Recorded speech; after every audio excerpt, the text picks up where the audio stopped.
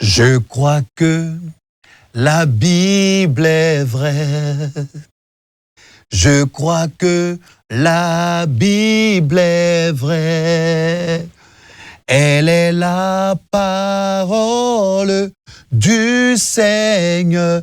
Je la serre dans mon cœur. Je crois que la Bible est vraie. Je crois que la Bible est vraie. Je crois que la Bible est vraie.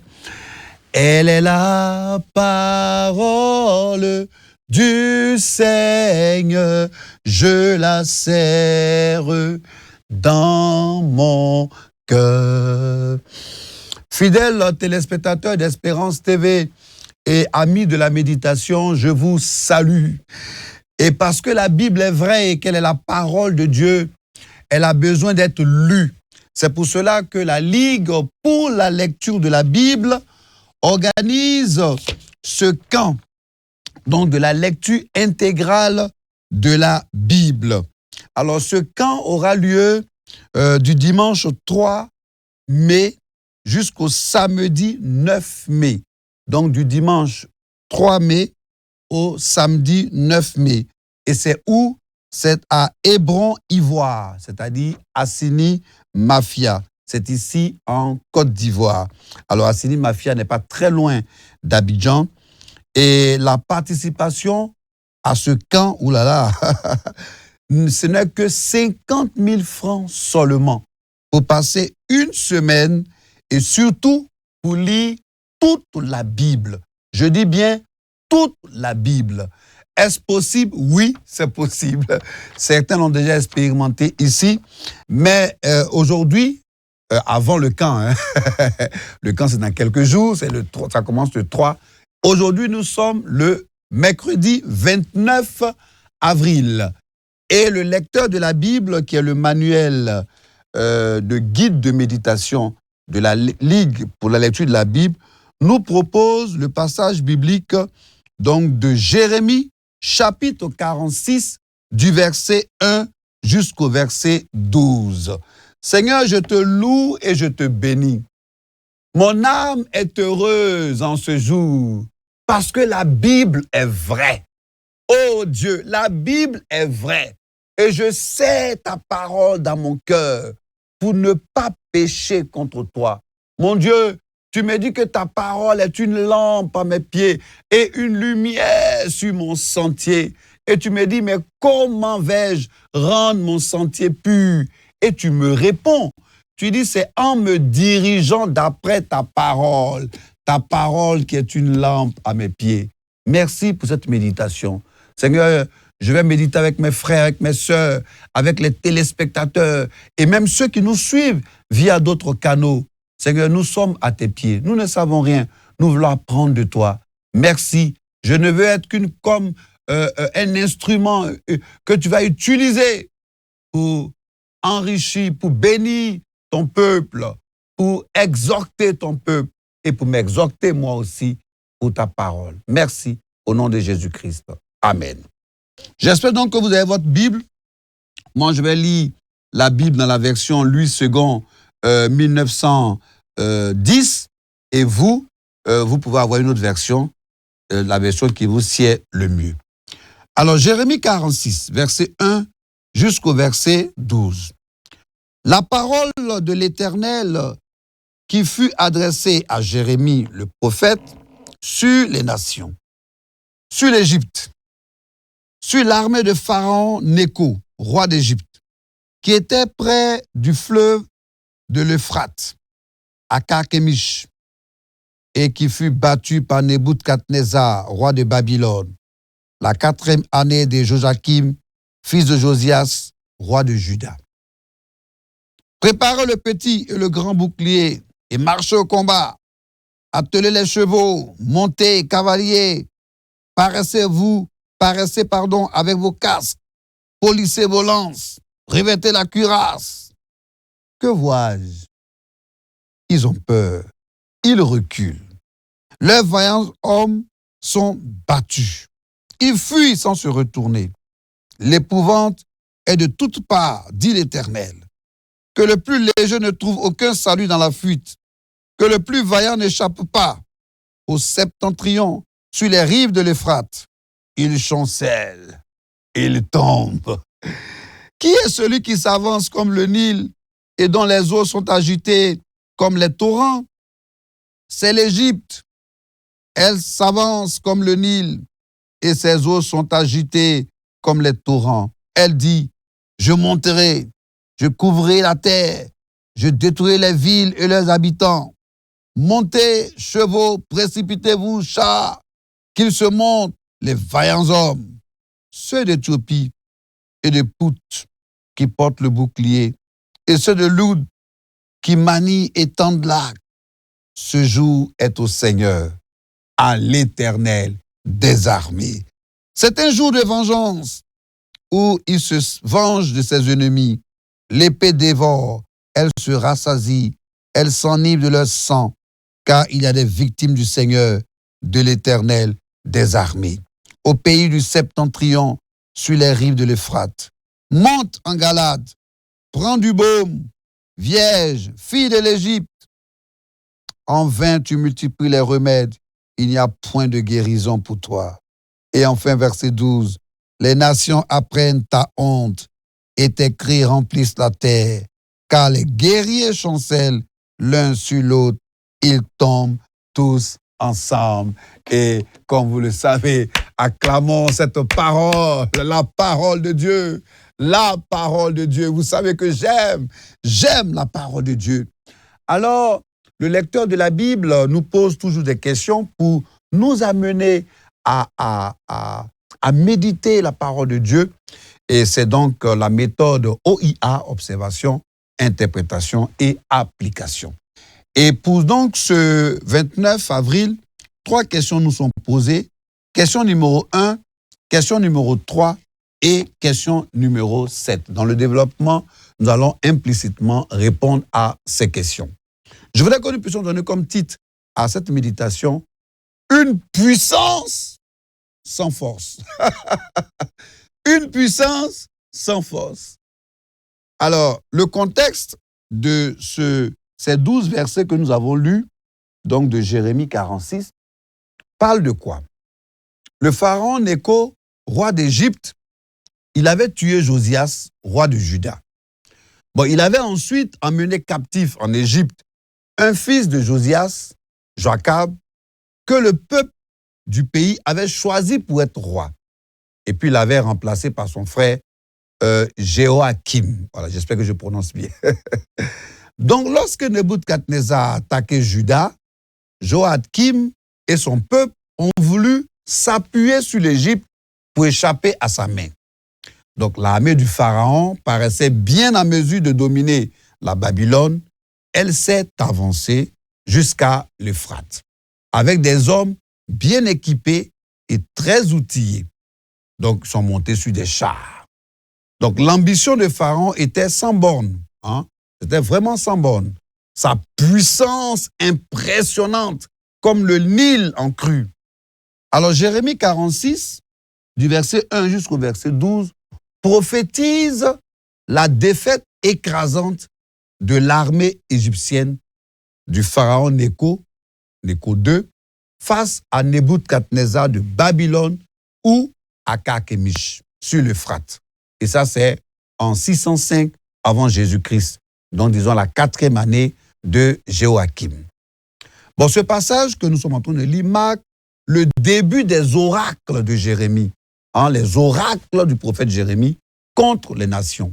Donc, et aussi affirme la souveraineté de Dieu sur l'Égypte et puis brise en même temps l'orgueil égyptien et puis la fausse confiance de Juda dans cette alliance. Donc la défaite, on a pu le lire, est décrite comme inévitable. Si vous prenez des notes, la défaite était inévitable, elle a été rapide et puis elle a été surtout totale.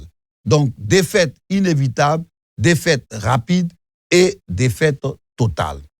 Alors nous allons procéder par découpage de versets, verset par verset. Alors du verset 1 jusqu'au verset 2, la parole de Dieu concerne les nations.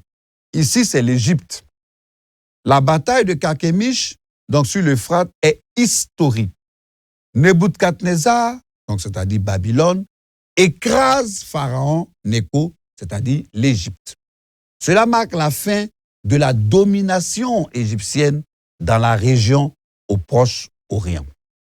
Du verset 3, donc jusqu'au verset 4, le verset 3 qui commence par préparer le petit et le grand, verset 4, atteler les chevaux. Donc il y a un appel ironique aux armes. Si nous étions dans l'armée, on a dû sonner du clairon et puis on appelle les troupes. Voilà.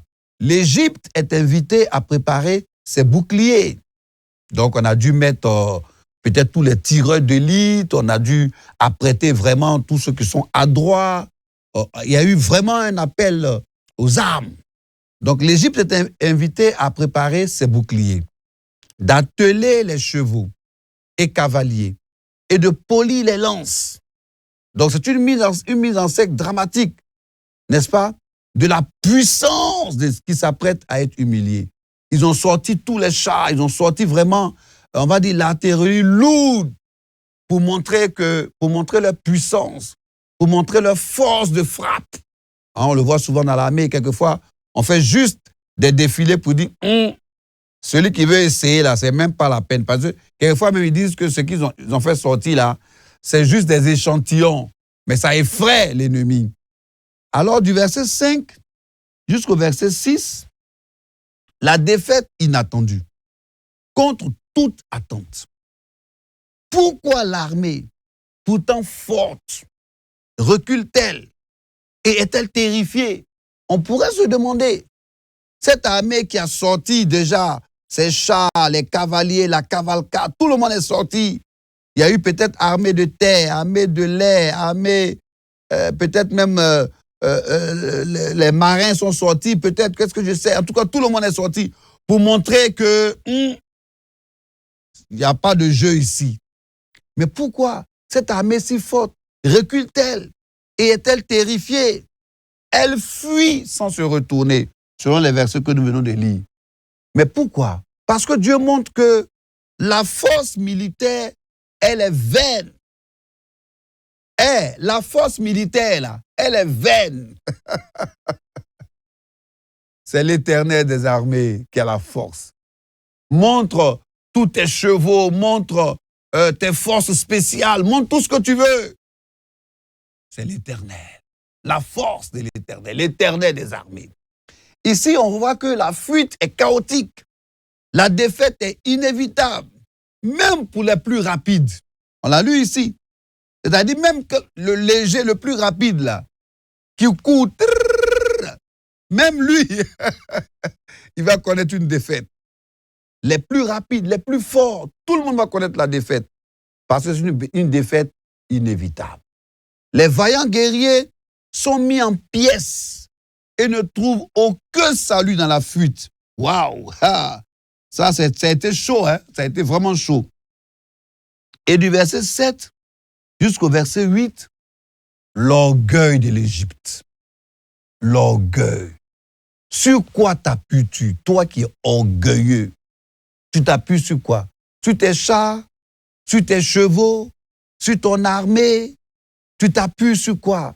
Tu t'appuies sur quoi? Tes connaissances? Si on veut contextualiser pour arriver pas à la guerre. Tu t'appuies sur quoi? Tes diplômes? Tu t'appuies sur quoi? Tes relations, ton carnet d'adresses qui est fourni? L'orgueil de l'Égypte. Si tu es orgueilleux, parce que tu penses que tu as beaucoup de connaissances, tu as un gros bagage intellectuel, la suite, tu la verras. L'Égypte est comparée au Nil, le fleuve, qui monte et submerge tout. Ça peut être ton cas. Dans ta famille, dans ta société, personne ne peut parler. Dès qu'on parle, tu sais à qui tu as affaire. Cette phrase-là me fatigue. Tu sais à qui tu as affaire. J'ai affaire à un mortel. J'ai affaire à quelqu'un qui va être enterré sur 2 mètres carrés. J'ai affaire à quelqu'un qui est de la poussière, qui est né poussière et qui va mourir poussière. Voilà ce que tu es, orgueilleux. Voilà ce que tu es. Alors l'orgueil de Pharaon qui pense détruire la terre, Babylone, Juda, et il est ici moqué. Donc, l'Égypte compte sur ses alliés, Couche, Pout, Loud. Le verset 9, montez chevaux, précipitez-vous, chars. Ici, nous notons la description de l'armée. Une grande description, comme on l'a vu tout à l'heure. Ils ont aligné, ils ont montré, ils ont fait une démonstration de la force de frappe, la force de feu. On fait mention des mercenaires éthiopiens, libyens. Il y a longtemps même, ils sont dans ça, hein, franchement. Il y a longtemps qu'ils sont dans la guerre, depuis le temps de Jérémie. Waouh! Et des archers. Cela souligne la fierté égyptienne dans sa puissance alliée. Le verset 10, ce jour est au Seigneur, le jour de la vengeance. Dieu va te venger. Dieu s'occupe de ta situation. Que tes ennemis sortent leurs chars, qu'ils sortent leurs relations, qu'ils sortent tout ce qu'ils veulent. Le jour de la vengeance. Ce n'est pas une bataille politique, c'est le jour du Seigneur, l'Éternel des armées. L'épée de Babylone est considérée comme l'instrument de jugement de Dieu. Et puis du verset 11 jusqu'au verset 12, verset 11, monte en Galade, prends du baume. Verset 12, les nations apprennent ta honte et tes cris remplissent ta terre. L'humiliation totale.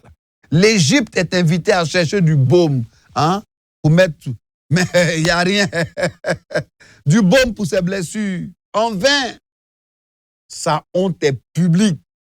Et le cri de sa défaite retentit parmi les nations. L'armée s'effondre, littéralement sur elle-même. Les nations apprennent la honte de l'Égypte et la terre est remplie de ces cris de détresse. Car les guerriers tombent les uns après les autres. Kelengele, un à un, one to one. 1, 2, ça tombe seulement. Quand l'Éternel fait ta palabre là, hey. Ici en Côte d'Ivoire, on dit quand Dieu fait ta palabre là, on n'enlève pas chemise. C'est lui-même qui s'en occupe. C'est lui qui fait pour toi. Toi, demeure dans l'obéissance. Lève les yeux vers les montagnes. D'où te viendra le secours? Je lève les yeux vers les montagnes. D'où me viendra le secours? Le secours me vient de l'Éternel qui a fait les cieux et la terre. Oui, il a fait les cieux et la terre. Il est l'Éternel des armées. Donc, quand tu es attaqué, quand tu es oppressé, lève les yeux. Dieu fait ta palabre. Dieu va te secourir. Mon Seigneur que je prie, que je loue, pour qui je suis tous les jours à la brèche, il va te secourir. Ne regarde pas les chats qui sont sortis. Ne regarde pas on va dire toute l'artillerie lourde. Toi, tu as l'Éternel des armées. Eux, ils ont les armes. Toi, tu as l'Éternel des armées. Alléluia! Toi, tu as le plus fort. Laisse-les manipuler les engins. Toi, tu as le plus fort. Quel enseignement pouvons-nous tirer de Jérémie chapitre 46? L'enseignement majeur de Jérémie 46, verset 1 jusqu'au verset 12, se résume en ce point. La vanité de la puissance humaine face au jugement souverain de Dieu. On peut citer quelques points clés. Bon, la chute de l'orgueil, la futilité des faux appuis. Ne t'appuie pas sur les hommes, ne compte pas sur les hommes, ne compte pas sur tes alliés, ne compte pas sur tes relations, ne compte pas sur ton carnet d'adresses. Non, compte sur l'Éternel. Compte sur l'Éternel. Tu veux passer un concours, on dit ce concours-là, si tu n'es pas dans le système, si tu n'es pas dans le réseau, on dit ce concours-là, il y a ci, il y a ça. Toi, tu dis, je n'ai aucun soutien, je n'ai pas d'appui, je regarde à l'Éternel. Je proclame qu'au nom de Jésus, tu passes ce concours et tu as ce concours sans appui extérieur. Alléluia! Ah, notre Dieu, il règne encore. Jamais son amour ne s'endort. Alors, donc la futilité des faux appuis, la souveraineté de Dieu sur les nations. La véritable sécurité ne réside pas dans la force terrestre. Non. La véritable sécurité réside dans l'obéissance à Dieu. Alléluia. Et donc, le lecteur, comme je vous avais dit d'entrée d'émission, nous pose 3 questions. Question 1, question 3, question 7. Question 1. De quoi ou de qui parlent ces versets? De qui? Du prophète Jérémie, de Nebuchadnezzar, le pharaon Nécho, donc d'Égypte. De quoi? C'était de qui? Maintenant, de quoi? De l'orgueil, les faux appuis, la souveraineté de Dieu. Y a-t-il un exemple à suivre ou à ne pas suivre? Exemple à suivre. Reconnaître la souveraineté de Dieu sur l'histoire. Accepter la discipline et le jugement de Dieu. Se repentir avant qu'il ne soit trop tard. Exemple à ne pas suivre, l'arrogance et la trop grande confiance en soi. L'arrogance. Compter sur sa propre force. Ouais, tu sais que je suis là, c'est moi. Oui, quand tu marches comme ça, tout le monde te regarde. Se fier à ses secours humains et matériels. Chercher des solutions humaines et des problèmes spirituels. La panique et la fuite. Voici les exemples à ne pas suivre. Question numéro 7. Quelle vérité Dieu me révèle-t-il? Ce passage me révèle plusieurs vérités. Si vous prenez des notes. 1. Dieu est le maître de l'histoire et des nations. 2. Le jugement est inévitable pour l'orgueil et la fausse confiance. Et à ce stade, nous allons lire le commentaire du lecteur de la Bible. Alors, le commentaire donc de ce mercredi 29 avril est rédigé par qui c'est rédigé déjà? Regardons. Alors, c'est rédigé donc par Kiki Asoba. Ah non, c'est plutôt Hubert Kourayo du Cameroun. Voilà. Donc, je ne vais pas lire aujourd'hui le commentaire du lecteur. Alors, ça vous amène, vous, à avoir votre lecteur et puis aussi à lire.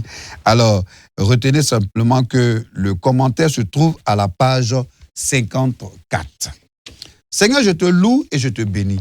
Mon cœur est toujours heureux de t'appartenir et surtout de méditer ta parole. Tu as insisté sur les faux appuis, sur l'orgueil, sur la désobéissance et puis le manque de repentance.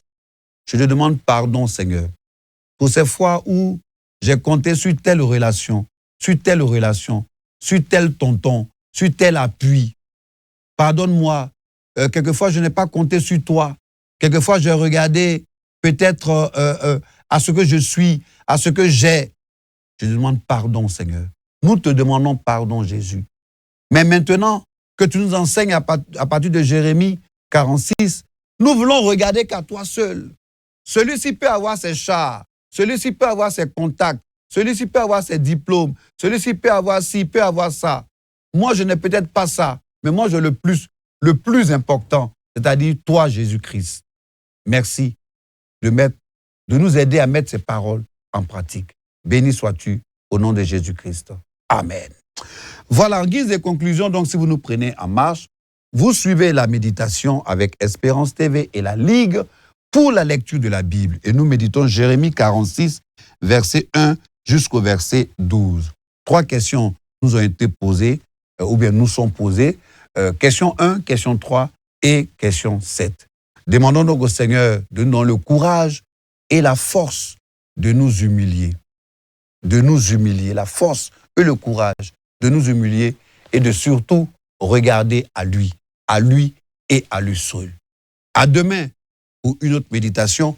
Vous avez rendez-vous demain avec un autre membre de l'équipe de la méditation. Je vous dis, quant à moi, shalom. Toute l'équipe de rédaction et de réalisation se joint à moi pour vous dire God bless you. Shalom.